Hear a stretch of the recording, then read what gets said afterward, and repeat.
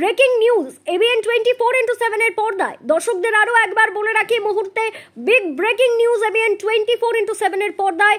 কালী পুজোর উৎসব মুখর মুহূর্তে এবার বিষাদের সুর কোচবিহারের 1 নম্বর ব্লকের মাখপালা শ্যামা মায়ের পুজোকে কেন্দ্র করে।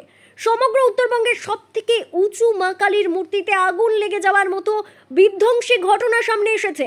আরও একবার বলে রাখি আমাদের এবিএন 24/7 এর দর্শকদের, কোচবিহারের 1 নম্বর ব্লকের মাখপালায় 48তম কালী পুজোয় যে 48 ফুট মা কালীর মূর্তি স্থাপন করা হয়েছিল, সেই মূর্তিতেই এবার বিধ্বংসী আগুন। জানা যায় ঘটনাস্থলে থাকা গ্যাস সিলিন্ডার থেকেই আগুন লেগেছে বলে অনুমান সাধারণ মানুষের।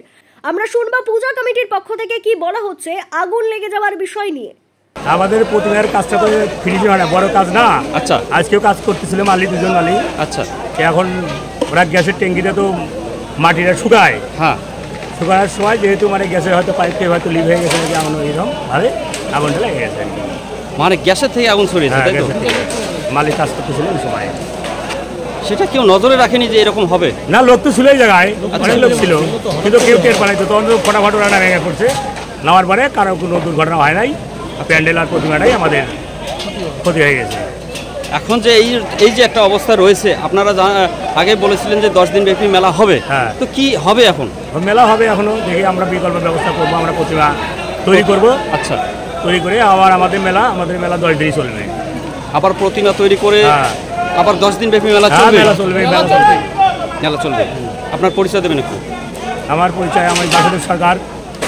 কতটা মনমরা হয়ে রয়েছেন আজকে এই অবস্থা? আমাদের কমিটি তো সবাই মনমরা, এলাকার মানুষ সমস্ত লোকই আমাদের মনমরা।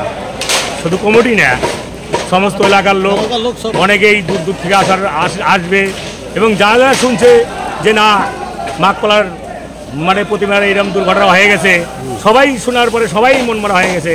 অনেকেই আশা করছে আসবে, মেলা ঘুরবে, দেখবে, প্রতিমা দেখবে। এখন সবারই এখন মনে করো মনমরা হয়ে আছে। আগুন লেগেছে এমন ঘটনা শোনা মাত্রই ঘটনাস্থলে পৌঁছয় নিশিগঞ্জ ফায়ার স্টেশনের দমকল বিভাগ এবং বর্তমানে অনেকটাই পরিস্থিতি নিয়ন্ত্রণে রয়েছে। শুনবো নিশিগঞ্জ ফায়ার স্টেশনের আধিকারিক কি বলছেন এই বিষয়ে। আমরা টেলিফোন মারফত জানতে পারলাম যে মাখপালা পুজো প্যান্ডেলে আগুন লাগছে। আমরা তৎক্ষণাৎ নিশিগঞ্জ দমকল